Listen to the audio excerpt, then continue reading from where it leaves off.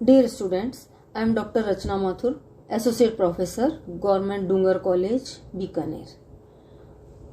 In the series of lectures on metric space, today in this lecture we will discuss the order axioms and completeness axioms. So first we take the order axioms. The relation greater than satisfies following axioms. Number 1, trichotomy law. For every A, B belongs to F, one and only one is true. Either A is greater than B, or A equal to B, or B is greater than A. Second, transitive law. For every ABC belongs to F, A greater than B and B greater than C implies that A is greater than C. Third one, monotone law of addition. For every AB belongs to F, A greater than B implies that A plus C is greater than B plus C, where C also belongs to F. Now, monotone law of multiplication. For every ABC belongs to F, A greater than B, C greater than 0, then AC is greater than BC. So these are 4 order axioms. Now we define ordered field. If elements of a field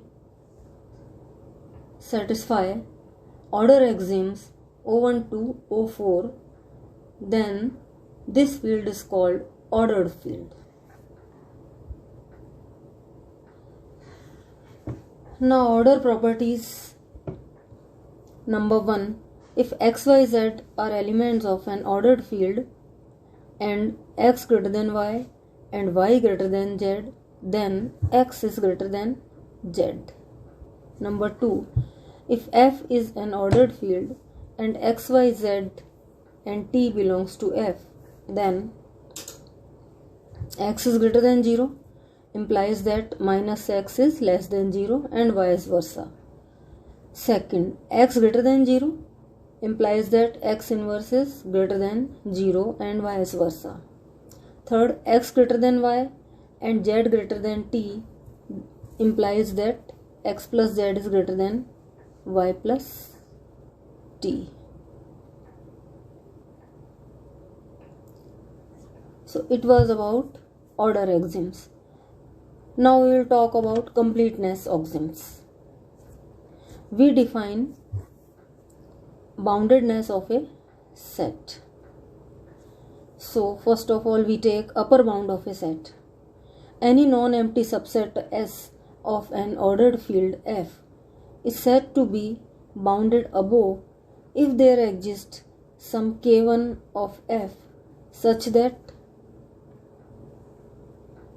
every element of S is less than or equal to k1.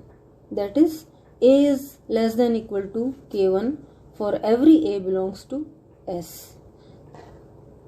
K1 belongs to F. And K1 is called upper bound of S. Now we can see every number which is greater than K1 is also an upper bound of S. So we define here least upper bound. The least upper bound, that is the least number, say m, if it exists of the set of the upper bounds, is called the least upper bound or supremum of S. So we can write supremum of S equal to m. Now we come to next lower bound. A set S subset of ordered field F is said to be bounded below if there exists K2 in F such that A is greater than equal to K2 for every A belongs to S and K2 belongs to F. This K2 is called lower bound of S. Now here also we can see each number which is smaller than K2 is also a lower bound of S. So we define greatest lower bound.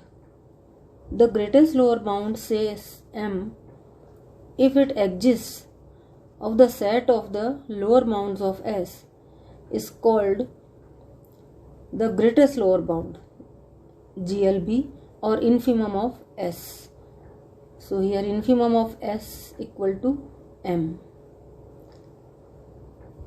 Now what is bounded set?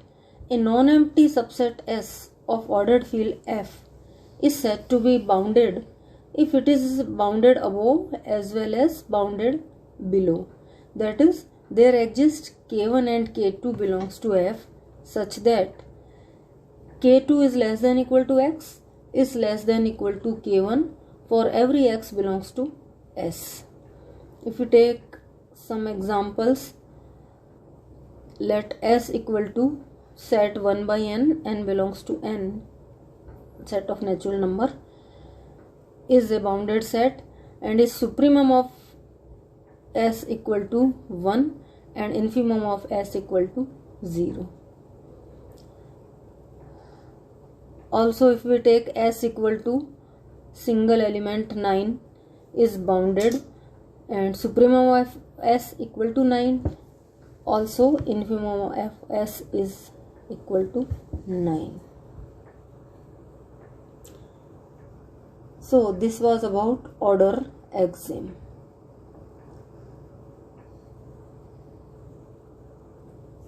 Now we come to the order completeness axioms.